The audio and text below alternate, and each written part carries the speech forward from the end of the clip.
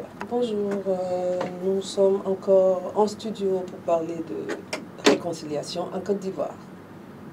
Qui sait écouter, sait parler. Et notre émission s'appelle « Et si on s'écoutait ?» Si on s'écoutait, parce qu'il faut écouter l'autre pour pouvoir lui répondre, pour pouvoir le comprendre. Et vous lui parlerez et il vous comprendra à son tour. Il n'y a pas de problème en Côte d'Ivoire, mais si qu'il y en a un gros. Et il faut qu'on réussisse à toucher certaines âmes. Les gens qui peuvent faire quelque chose pour que la Côte d'Ivoire se réconcilie. Il faut qu'on puisse les toucher en parlant et en nous faisant écouter, en leur demandant de nous écouter jusqu'au bout. Je suis aujourd'hui avec Monsieur Landry Niaouré. C'est bien cela. Qui est initiateur du mouvement Houphouët-Boigny nous parle, un mouvement apolitique, mesdames et messieurs, ne vous y trompez pas. Et aussi avec Monsieur Landry, je suis avec des Landry aujourd'hui, Landry Kuyot, que je ne devrais plus avoir besoin de vous présenter parce que c'est mon homme sous la main, celui que je prends pour boucher tous les trous que je peux avoir et qui se prête très bien au jeu et qui réussit vraiment à nous parler. Parce que M. Kuyot est analyste politique. Donc, il a toujours quelque chose à nous dire sur quelques situations que nous lui présentons. Donc, nous allons parler avec eux aujourd'hui de la réconciliation à la lumière de ce que Houphouët-Boigny nous a dit. Et parce que qui est mieux placé que M. Niaouré pour parler de cela? Comme à chaque fois, je demande toujours aux gens de me faire quand même une lecture de la situation avant qu'on ne se lance dans les débats. D'abord, je voudrais que M. Kuyot, M. Niaouré me dise si il est d'accord avec nous que la réconciliation est nécessaire en Côte d'Ivoire, si on en a besoin en Côte d'Ivoire. Et s'il n'est pas comme ceux qui disent qu'il n'y a pas besoin de tout ça, ça ce sont des discours, il n'y a pas de problème en Côte d'Ivoire. Alors, M. Niaouré, votre lecture de la situation, s'il vous plaît. Merci, Madame Touré, pour cette opportunité que vous nous donnez de nous exprimer. Et très rapidement, relativement à la lecture que je pourrais faire de la situation actuelle en Côte d'Ivoire, nous revenons de loin, certes, avec ce que nous avons connu en 2011. Et tout doucement, nous essayons de sortir de ce bourbier. Mais n'empêche qu'il y a des résistances. Ouais. Et donc, il nous revient de lever toutes ces résistances-là. Et le chemin approprié, c'est le chemin de la réconciliation. Ouais. Il n'est pas encore effectif. Et donc, je crois, pour ma part, qu'il est vraiment important, je dirais même impératif pour nous les Ivoiriens, de nous retrouver autour de notre patrie. Donc pour moi, la réconciliation est impérative. Okay. Il nous faut nous réconcilier. Ah oui. Alors, M. Kuyot, veut-il ajouter un petit mot? Certainement. Et pour nous, le choix de cette date est important parce que nous sommes à 24 heures du 18 octobre. Et 18 octobre, pour les Ivoiriens, ce n'est pas rien. 18 octobre marque la naissance de Félix Houphouët-Boigny et 18 octobre 2017, c'est l'an 12 depuis la naissance de Houphouët-Boigny en 1905.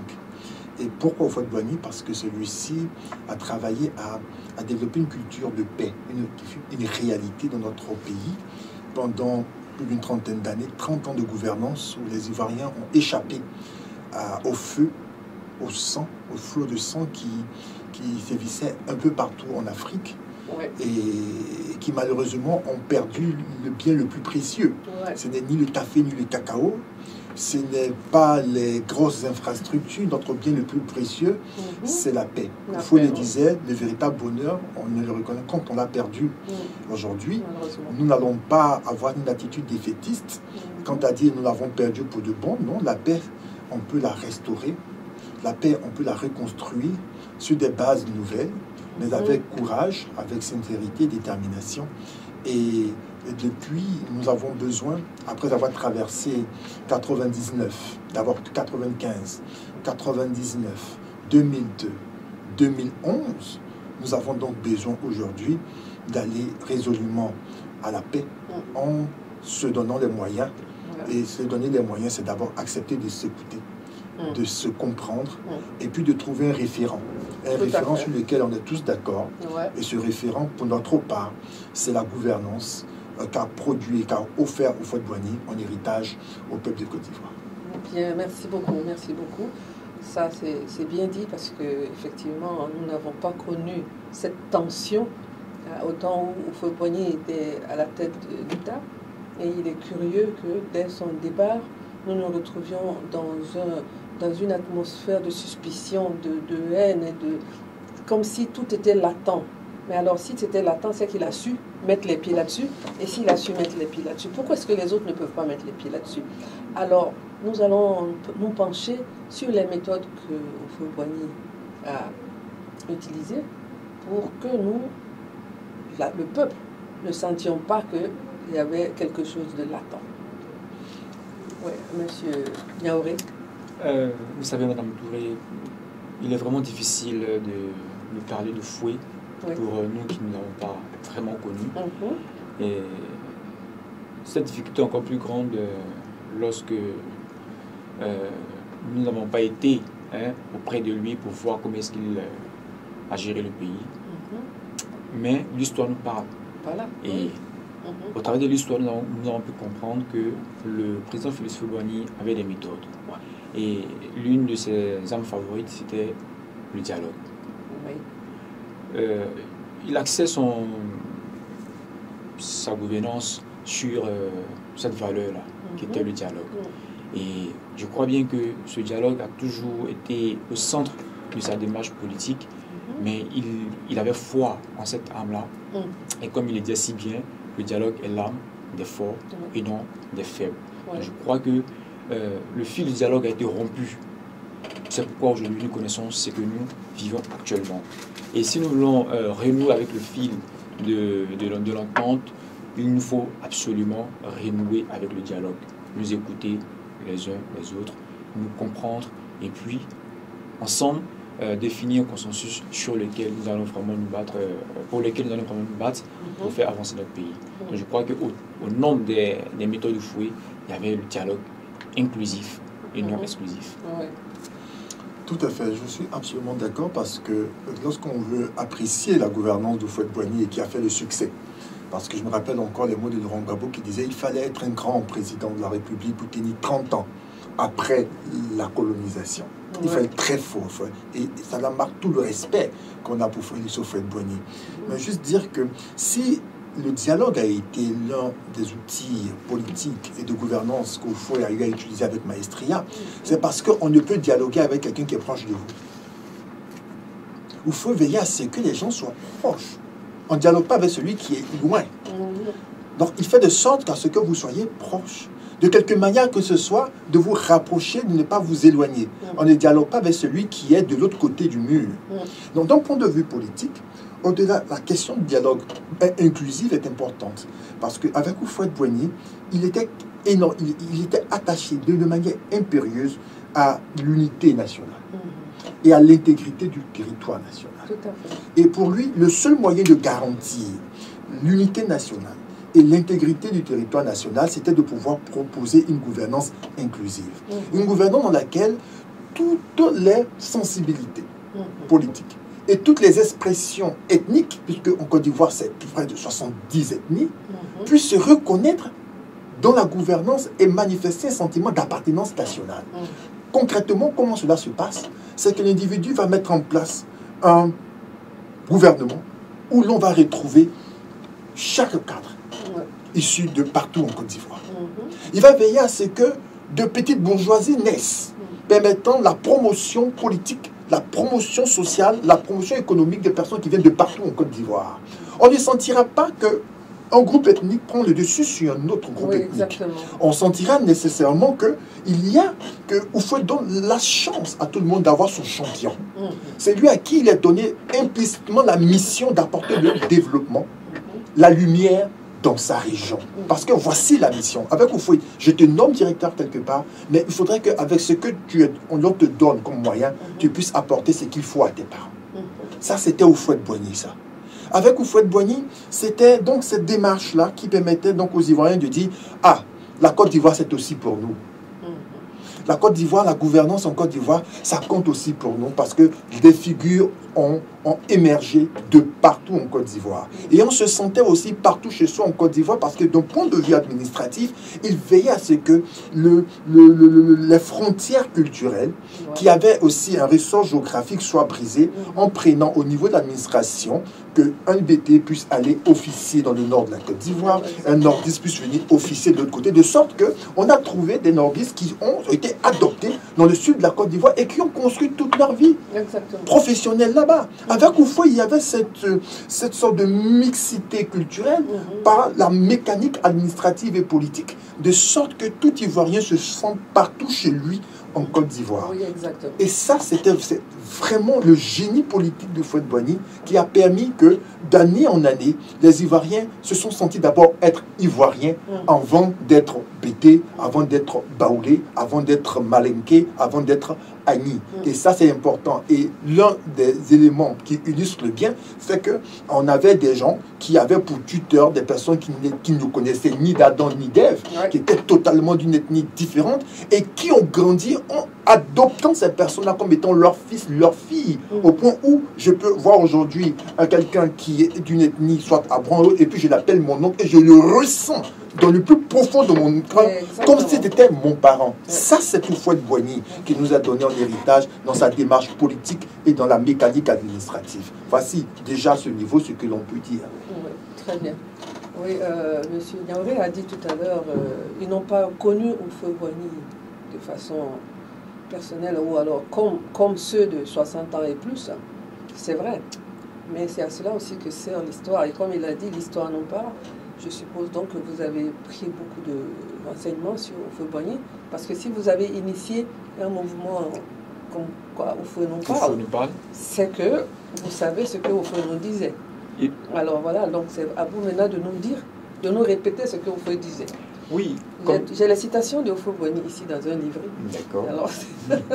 Alors si vous me dites quelque chose qui n'est pas juste, je vous dirai. Ça nous fera du bien de partager bien sûr. cette citation. Je vous taquine, oui, effectivement, comme je l'ai dit, nous sommes un groupe de jeunes, voilà, pour qui pour la plupart n'a pas connu Houphouët. Et donc, nous référant à l'histoire, nous avons pu essayer de comprendre qui est l'homme. Qui est l'homme. Et Houphouët continue de nous parler. Sa voix résonne dans nos oreilles, mais bien plus dans nos cœurs. Et qu'est-ce que Houphouët nous dit?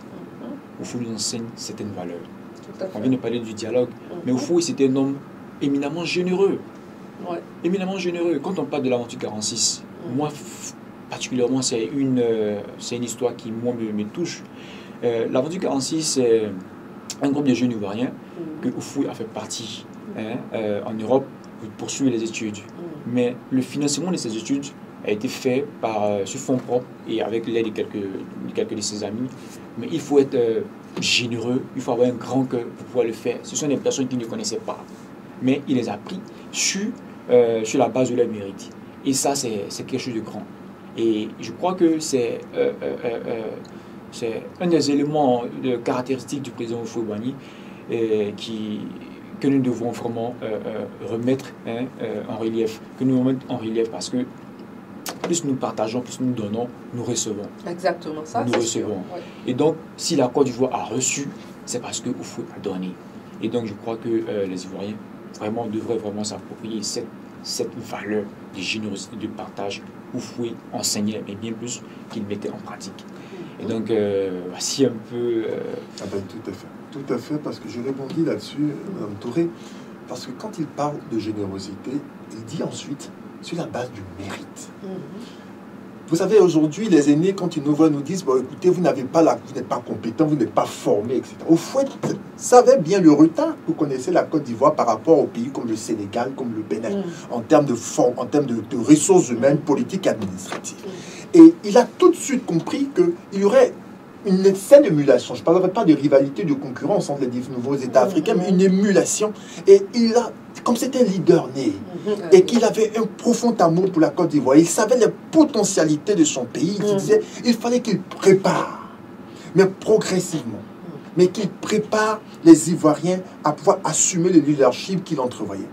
de l'aventure 46. On ne peut pas avoir une perception de vision prospective si on ne finance pas ça, c'est pas possible. Il n'a pas pensé à lui, il n'a pas pensé à ceux issus de son groupe ethnique, il a pensé à tous les Ivoiriens compétents, prouvant par le mérite de leur production académique dans les différents domaines d'activité, de pouvoir acquérir davantage en connaissance auprès de l'homme blanc, de sorte à construire la Côte d'Ivoire nouvelle. Et cela a continué lorsqu'on a les infrastructures, comme on a l'université de Cocody, on a les grandes écoles à Yamoussoukro et autres, on se rend compte qu'il tenait essentiellement au Houphouët-Boigny de pouvoir former son peuple et avoir un niveau d'éducation qui, à un certain moment donné, nous permettait de rivaliser d'égal à égal avec les universités françaises. Tout à fait. Aujourd'hui, c'est le déclin de l'école, tout simplement parce qu'on n'a pas eu à être saisi de la vision de grandeur qu'Houphouët avait. Il était donc intimement et infiniment fier et orgueilleux, mais d'un bon orgueil. Il avait besoin de savoir que donc un Ivoirien sort, on sache que c'est un Ivoirien qui sort. Aujourd'hui, quand un Ivoirien sort, on dit que c'est un Ivoirien, on le reconnaît par son habillement, par des choses fictives. Alors que avant, sous Houphouët-Boigny, l'Ivoirien était saisi par son génie intellectuel, par la qualité de sa formation. L'ENA, on avait des délégations qui venaient de partout en Afrique pour venir se faire former à l'ENA, à l'EFA aujourd'hui. Mais l'ENA a perdu de son prestige. Les grandes écoles à Yamoussoukro connaissent un déclin infrastructurel, mais un déclin dans la qualité de la formation. Alors on se dit, bon, si on n'a donc pas ce qualité de notre personnel administratif et politique, c'est une des causes pour lesquelles la Côte d'Ivoire connaît son déclin en termes de paix, en termes de stabilité, parce que la culture citoyenne, la culture intellectuelle qu'on a gagnée sous Houphouët-Boigny, qui faisait que les gens avaient certes une démarche qui était dialectique mais apaisée, nous manque aujourd'hui. Voici ce que je veux. Pour rebondir très rapidement sur ce que vient de dire M. Cujo, quand nous analysons la démarche du président Félix Houphouët-Boigny, nous avons l'impression qu'il essaie de mettre en pratique mot par mot l'hymne national. C'est ce que nous ressentons dans la démarche du président. Et aujourd'hui, ça nous peine de savoir qu'aujourd'hui la Côte d'Ivoire n'est plus cette tête d'hospitalité qu'elle a été, de fraternité. Mais c'est inscrit dans notre hymne national. Et le président Houphouët-Boigny s'attelait à vraiment mettre cela en pratique. C'est vraiment grand. Et aujourd'hui, nous avons une fierté ivoirienne. Mais cette fierté-là, elle est inscrite dans l'hymne national. Fiers Ivoiriens. Mais le président Félix Houphouët-Boigny, il faisait ses efforts pour que nous soyons fiers, mais d'une très bonne fierté. Et c'est ce qu'il a dit avec les écoles, avec la formation, avec l'éducation que nous recevons. Il croit que c'est cette fierté-là que le président Houphouët-Boigny voulait mettre en relief. Et il a réussi. Il nous revient à nous maintenant de perpétuer cela. Et c'est... Moi, je tombe d'admiration pour lui, quoi, franchement. Oui, je comprends bien. Parce que, et par rapport aux écoles, justement, je vais vous dire qu'à Yamoussoukro, comme il voulait des écoles d'élite, il voulait l'élite. Il voulait vraiment que certaines écoles soient réservées à ceux qui méritaient d'être dans des écoles d'élite. Et je sais que le lycée de jeunes filles de Yamoussoukro, c'était un rêve pour lui de former des jeunes filles, mais sur la base de vraiment leur mérite. Et pour qu'on soit affecté à Yamoussoukro en 6e, il fallait vraiment les premières des écoles, les plus fortes dans les écoles primaires à l'entrée en 6e. Et je vais vous dire, moi je suis allée en 6e à Yamoussoukro, et je vais vous dire, en classe, il fallait, si tu es première, maintenant, là, il ne faut pas penser que demain tu seras la première. Parce que c'était vraiment des filles qui étaient toutes très brillantes. Très brillantes, et on n'était jamais sûr de conserver sa place de première pendant toute l'année. Voilà, et leur credo, c'était de faire 100% à tous les examens. Et je sais qu'au BEPC, il y en a une qui avait été recalée, toutes les autres étaient fâchées, en disant bon, elles sont venues d'ailleurs pour venir se mélanger notre groupe. C'est vrai que Houphouët voulait vraiment que l'école d'excellence, il voulait cela, et vraiment il l'avait réussi quelque part. Et quand je vois le lycée de jeunes filles de Yamoussoukro maintenant, franchement, je ne suis pas je suis très peinée. L'élite que voulait construire Houphouët-Boigny n'est pas une élite qui était oligarchique ou une élite de famille. Non. C'était une élite sur la base du mérite. Parce que lorsque vous arrivez à Yamoussoukro, c'est selon que vous avez été excellent. Exactement. On ne cherche pas à savoir si vous venez du très fond de l'ouest de la Côte d'Ivoire, ou alors vous étiez le Héotilé qui était à Diaké. Ça ne comptait pas. Et c'était extraordinaire de savoir qu'Houphouët était un dévancien visionnaire en termes de promotion du genre. Et oui, en Afrique, c'était inédit de consacrer des écoles d'élite exclusivement aux jeunes filles. Parce qu'il savait que la Côte d'Ivoire ne pouvait se construire qu'avec des hommes. Il fallait absolument que des femmes puissent venir conjuguer les compétences administratives, politiques, techniques et scientifiques avec les hommes. Parce que la Côte d'Ivoire, comme dit l'hymne national, est une terre d'espérance pour tous les citoyens, quel que soit leur genre, quelle que soit leur origine. Et pour y arriver, il fallait mettre en place le mécanisme pour faire émerger toutes les classes sociales et tous les genres. Et il a parfaitement réussi au cours de sa gouvernance, de sorte qu'aujourd'hui, on a des personnes qui sont sorties, ces femmes valeureuses, qui tiennent aujourd'hui l'économie du pays, qui sont fières de dire que j'étais à Sainte-Marie, j'étais au lycée jeune fille, et donc la qualité prouve bien sûr la différence tranchante entre celle de cette génération et celle que nous connaissons aujourd'hui, qui malheureusement ne bénéficie pas de cette vision politique, ne bénéficie pas de cette gouvernance-là, et qui fait qu'on a un regard méprisant sur la femme ivoirienne d'aujourd'hui parce qu'on ne la trouve pas compétente, on ne la trouve pas attachée aux valeurs. Mais sous Houphouët-Boigny, je vous en prie, sous Houphouët-Boigny, on a connu des femmes de qualité que nous tenons à saluer aujourd'hui. Et le monsieur, il a travaillé à la promotion du genre. C'est un visionnaire, une démarche prospective politique, un génie qu'il faut pouvoir saluer et mettre de manière très évidente en lumière afin de pouvoir nous en inspirer. Côte d'Ivoire, terre d'espérance pour tous les citoyens. Je voudrais aussi continuer sur le fait que l'hymne national, laquelle était vraiment attaché, parce qu'il faut donner du sens, il voulait donner un contenu. Il n'était pas dans la démarche des symboles creux. Quand ils ont dit la Côte d'Ivoire est une terre d'hospitalité. Madame, vous ne pouvez pas être hospitalier si dans votre grenier, il n'y a rien à manger. Ah, c'est sûr. À la limite, vous allez chasser les gens. Et puisqu'il tenait à faire de la Côte d'Ivoire une terre d'hospitalité, hospitalité pour les Ivoiriens, mais pour les autres, il fallait travailler à une économie forte. D'où le miracle économique ivoirien. C'est cela. Il n'a pas trié non plus les gens qui pouvaient apporter cette... Absolument pas. Absolument pas. Et la Côte d'Ivoire il a travaillé dans ce sens-là et il a fait ce travail sur la base de nos qualités intrinsèques.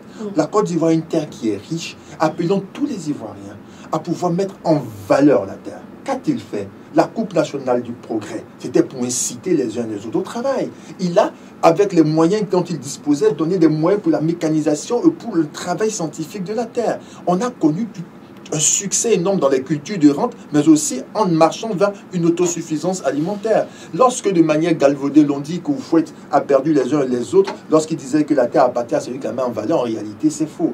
Lorsqu'il demande à ce que la terre soit à celui qui la met en valeur, c'était pour inciter tous les propriétaires terriens à mettre en valeur leur terre. Il ne faudrait pas avoir un capital mort ou un capital passif, il fallait avoir un capital actif.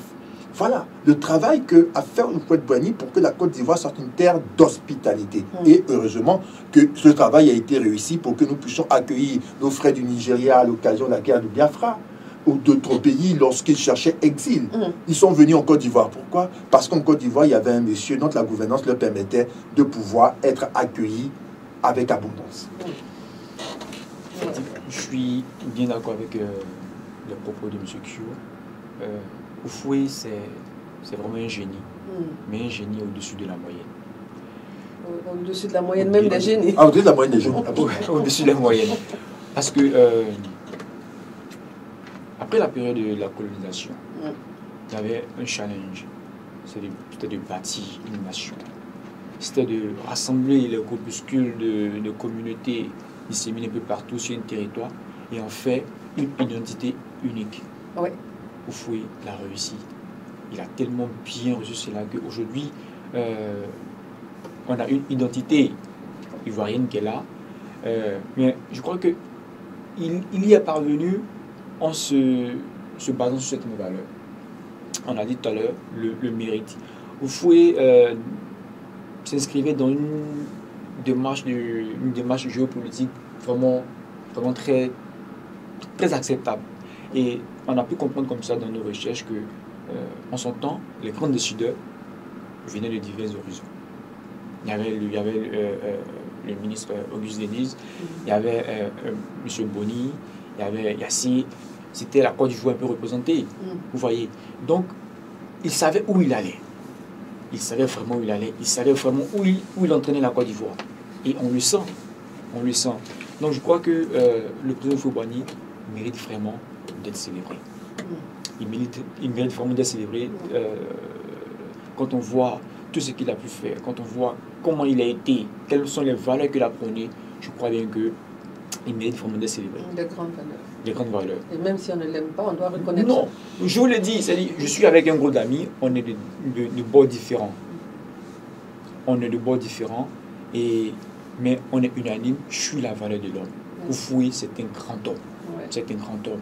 Et j'en viens à la date du 18 octobre pour dire qu'effectivement, c'est ces valeurs-là qui nous ont mis ensemble pour dire qu'on doit forcément célébrer le monsieur. Donc le 18 octobre, nous organisons une procession en son honneur qui va commencer à l'université Félix Houphouët-Boigny pour s'achever à la paroisse Saint-Jean, à une messe. Et dans la soirée, il y aura une projection vidéo sur sa vie, suivie d'un témoignage de M. Frédéric Gramel, pour dire quoi? Pour dire que nous jeunes, qui nous reconnaissons en ces valeurs-là, nous sommes mis ensemble pour le célébrer chaque 18 octobre de tous les ans. Voilà. Avec l'espoir que vous allez prendre la relève demain. Effectivement. Pour que la Côte d'Ivoire redevienne ce qu'elle a été, ce que Houphouët a rêvé d'en faire.